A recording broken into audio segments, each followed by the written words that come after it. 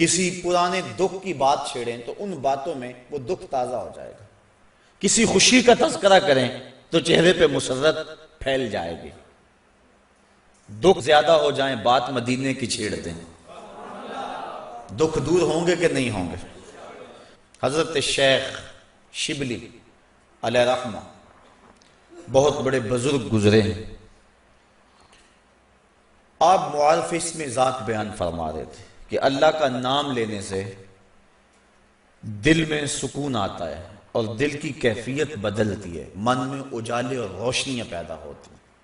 ابو علی سینا جو اس دور کا بہت بڑا فلسفی تھا، وہ اس مجلس میں موجود تھا، وہ کہنے لگا یہ آپ نے عجیب بات کہہ دی، اللہ تعالیٰ کی ذات تو مؤثر ہے لیکن نام میں کیا رکھا ہے؟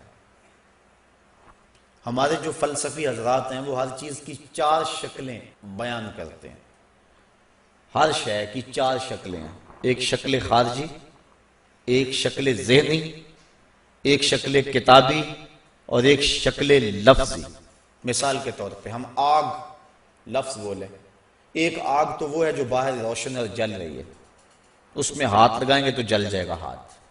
دوسری آگ وہ ہے جو زبان سے لفظ آگ ہم بول رہے ہیں۔ تیسرا، جب لفظ آگ کہیں گے تو دماغ میں اس کا تصور آئے گا۔ اور چوتھا، کاغذ کے اوپر آگ چھاپ دیں، اس کی تصویر بنا دیں تو یہ شکل کتابی ہوگی۔ اس میں اصل شکل جو ہے وہ اس کی شکل خارجی ہے۔ اس طرح وہ فلسفی حضرات کہتے ہیں کہ ہر شے کی 4 شکلیں ہیں، حقیقی شکل شکل خارجی ہی ہوتی ہے۔ آگ کہنے سے ہونٹ نہیں جلیں گے، کاغذ پہ آگ کی تصویر چھاپ دیں تو اس سے کاغذ جل نہیں جائے گا، آگ کا تصور کرنے سے ذہن جلے گا نہیں، لیکن وہ جو خارج میں آگ موجود ہے اس میں ہاتھ لگائیں گے، اس کے قریب جائیں گے تو ہاتھ بھی جلے گا اور آپ کو تپش اور حدت کا احساس بھی ہوگا۔ تو وہ خارجی جو اس کی صورت ہے وہی اس کی صورت اصلی ہے، باقی اعتباری صورت ہے۔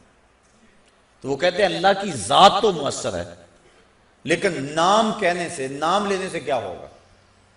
تو حضرت شیخ شبلی علیہ رحمہ نے ابو علی سینا کو سمجھایا کہ نہیں میاں، نام میں بھی اثر ہوتا ہے، نام میں بھی تاثیر ہوتی ہے۔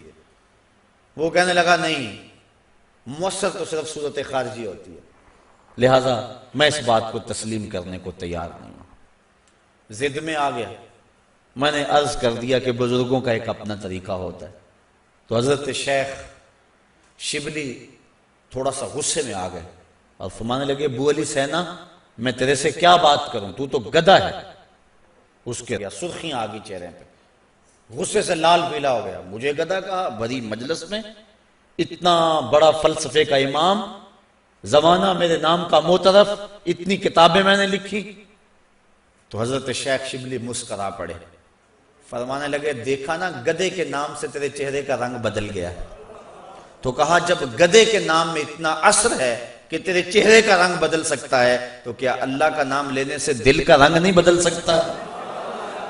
تو اس کا نام لوگے تو دل بدلے گا اور دل قرار پائے گا، دل کو نور نصیب ہوگا، دل کو اجالا ملے گا اس کے بابرکت نام لینے سے۔ اس لیے جب زبان سے بندہ اللہ اللہ کہتا رہتا ہے تو اس کے اثرات اس کے دل پر مرتب ہوتے ہیں، اور کثرت سے ذکر کرنے والا شخص اس کا دل پر نور ہو جاتا ہے۔ بلکہ ہم نے تو تصوف کی کتابوں میں پڑھا ہے، جب کوئی شخص ایک مرتبہ اللہ کہتا ہے، اللہ تعالیٰ اس کی طرف نظر رحمت سے دیکھتا ہے، اور جس کی طرف اللہ تعالیٰ نظر رحمت سے دیکھ لے اس کے 70 گنا جل کے راکھ ہو جاتے ہیں۔ اور جس نے اٹھتے بیٹھتے چلتے پھرتے وظیفہ یہی رکھا، پھر اس کے من میں کتنے اجالے اتریں گے، کتنی روشنیاں اس کو نصیب ہوں گی۔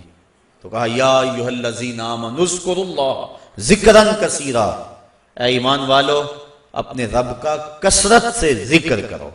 اور میرے اور آپ کے آقا و مولا حضور نبی رحمت صلی اللہ علیہ وآلہ وسلم نے ارشاد فرمایا، اللہ کا ذکر اس انداز سے کرو کہ لوگ تمہیں مجنون کہیں یہ تو پاگل ہو گیا۔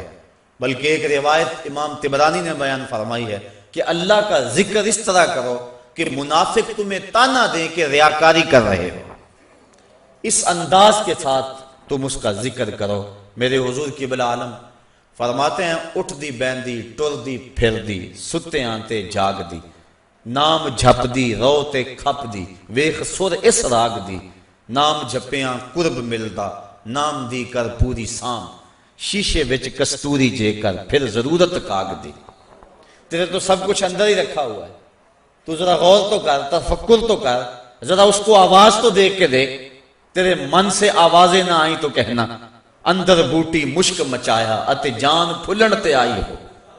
تو نے در در کیا جانا ہے، سب کچھ تو تیرے اندر رکھا ہوا ہے۔ وہ کہتے ہیں ایک سنیارا تھا بمبئی کا رہنے والا، یہاں ہمارے لاہور میں آ گیا، پرانے دور کی بات ہے۔ اس کے پاس بڑے قیمتی موتی تھے، اس نے کسی مجلس کے اندر اپنے موتی کھولے اور ایک موتی کہنے لگا یہ شب افروز ہے، رات کو چمکتا ہے۔ جب اس نے سامان سمیٹا اور اٹھ کے جانے لگا تو ایک چور بھی اس مجلس میں بیٹھا ہوا تھا، کہنے لگا حضرت کہاں کے ارادے ہیں؟ کہا بمبئی جا رہا ہوں۔ کہا حسن اتفاق، ارادے تو میرے بھی بمبئی کے ہیں، چلو اکٹھے چلتے ہیں۔ وہ جوہری سمجھ گیا کہ یہ اصل میرا ہم سفر نہیں ہے، اس کا دل اس موتی پہ آ گیا، لیکن وہ تھا بڑا سمجھدار، تو اس نے کہا آ جاؤ۔ سارا دن سفر میں رہے، جب رات کو سونے لگے تو اس نے اپنی قمیض یا واسکوٹ وغیرہ اتار کے جو ہے وہ لٹکا دی کسی چیز کے ساتھ۔ یہ اٹھا اور اس نے نظر بچا کے وہ قیمتی موتی اس کی جیب میں رکھ دیا اور خود بے فکر ہو کے سو گیا۔ یہ چور اٹھا، اس کا سامان ٹولتا رہا، لیکن موتی نہیں ملنا تھا، نہ ملا۔ صبح یہ اٹھا اور نظر بچا کے اس کی جیب سے موتی نکال کے اپنی جیب میں رکھ لیا۔ ناشتے پہ بیٹھے کہنے لگا یار وہ تمہارے موتی کی رات کہیں چمک شمک نظر نہیں آئی؟ جیب میں ہاتھ ڈالا، کہا نہیں یار میرے پاس ہی تھا۔ بڑا حیران ہوا، میں نے تو جیب ٹٹولی ہے ساری رات۔ اگلے دن اس نے سوچا چلو آج میں مزید کوشش کروں گا۔ اس نے پھر وہی کام کیا، نظر بچا کے اسی کی جیب میں رکھ دیا۔ وہ ساری رات ڈھونڈتا رہا، موتی نہیں ملنا تھا، نہ ملا۔ صبح نظر بچا کے اس نے اپنی جیب میں رکھ لیا۔ صبح ناشتے پہ پھر بات چلی، یار وہ آپ کہتے تھے رات کو چمکتا، اس کی کچھ چمک شمک نظر نہیں آئی؟ کہا یار میری جیب میں ہی تھا۔ 2-4 دن ایسے گزرے۔ ایک دن اس نے عزم کر لیا کہ شاید وہ بغل میں رکھ لیتا ہے، منہ میں رکھ لیتا، کہاں رکھتا، آج تو اس کو میں بیدار بھی یہ ہو جائے تو میں پھر بھی یہ وہ موتی اسے لے لینا ہے۔ وہ اس کے پاس سے پلٹتا رہا، لیکن وہ مست ہے، اس کو پتا ہے موتی محفوظ جگہ پہ، اور صبح اٹھا نظر بچا کے موتی اپنی جیب میں ڈال لیا۔ اس نے پھر بات کی، اس نے کہا کہ یار وہ میرے پاس ہی تھا۔ اس نے کہا میں آج سچی بات بتاؤں، میں تیرا ساتھی نہیں تھا، میں تو تھا چور، میں تو چور تھا، اس موتی کی غرض میں تیرے ساتھ ہو لیا تھا، لیکن آپ تو میرے بھی استاد نکلے۔ میں نے بڑی محنت کی، مجھے 3 دن ہو گئے موتی نہیں ملا، میں آپ کو استاد مانا، آپ مجھے بتائیں کہ موتی آپ رکھتے کہاں تھے؟ اس نے کہا میاں تو اوروں کی جیبیں ٹٹولتا رہا، کبھی اپنی جیب میں بھی تو ہاتھ ڈال دیا ہوتا، نہ مسجد وچ نہ مندر وچ، لب یار نو اپنے اندر وچ، سب کچھ تو تیرے اندر ہے، تو اوروں کی جیب میں ٹٹولتا رہا۔ سلطان وہ فرماتے ہیں نہ کر منت تو خواج خضر دی، تیرے اندر آب حیاتی ہو۔ اور کبھی فرماتے ہیں وچے ہی بیڑے وچے ہی چیڑے وچے ہی ونج مہانے ہو، 14 طبق دلے دے اندر تمبو وانگو تانے ہو، سب کچھ تو تیرے اندر ہے۔ اور اقبال کہتا ہے خود ہی کا نشیمن تیرے دل میں ہے، فلک جس طرح آنکھ کے تل میں ہے۔ یہ سب کچھ تو انسان کے اندر رکھا ہوا ہے، بس تھوڑی سی توجہ کرنے کی دیر ہے۔ دل کی تختی پہ اس کا نام لکھا ہوا ہے۔ میں نے اس نے عرض کیا تھا کہ اقبال نے کہا تھا حکیم نیٹشے کے بارے میں، قلب او مومن دماغش کافر است، اس کا دل مومن تھا، دماغ کافر، لیکن ہر شخص کا دل مومن ہوتا ہے۔ تو اس دل کی ایک ایک پرت پہ رب کا نام لکھا ہوا ہے۔ اور کافر کو کافر اس لیے کہتے ہیں کہ وہ اس حقیقت کو چھپا دیتا ہے۔ یہ جو کاشتکار زمین کو کھود کر اس کے اندر بیج رکھتا ہے نا، اس کو بھی عربی میں کافر کہتے ہیں، کاشتکار کو بیج کو چھپانے والا۔ تو کافر کو کافر اس لیے کہتے ہیں کہ وہ حق کو چھپاتا ہے۔ تو ہمارے سینے کے اندر ہمارے رب کا نام موجود ہے، اور دل تو ٹھکانہ ہی اس کا ہے، دل تو بنایا ہی اس لیے ہے کہ یہ اللہ کا عرش بنے۔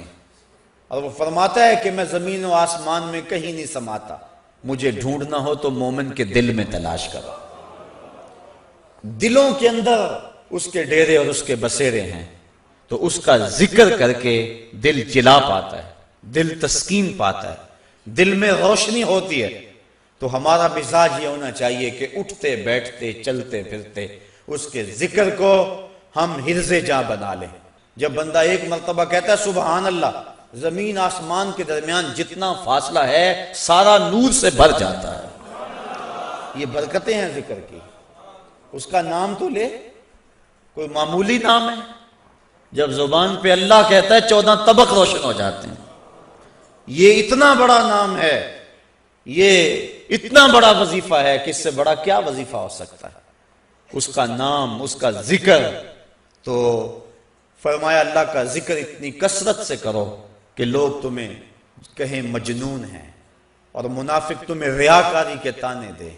تم اٹھتے بیٹھتے چلتے پھرتے اس کے ذکر کو حرز جاں بنائے رکھو، یہی تمہارا سرمایہ ہے، یہی تمہارا وظیفہ ہے۔ دکھے ہوئے دل کا بھی یہی علاج ہے، پریشان خاطری کا بھی یہی علاج ہے۔ اندر کی کالک اس کے ذکر سے دھلتی ہے۔ حضور فرمایا لِكُلِّ شَيْءٍ سَقَالَةٌ وَسَقَالَةُ الْقُلُوبِ ذِكْرُ اللَّهِ۔ ہر شے کا زنگ دور کرنے کے لیے کچھ نہ کچھ بنایا گیا۔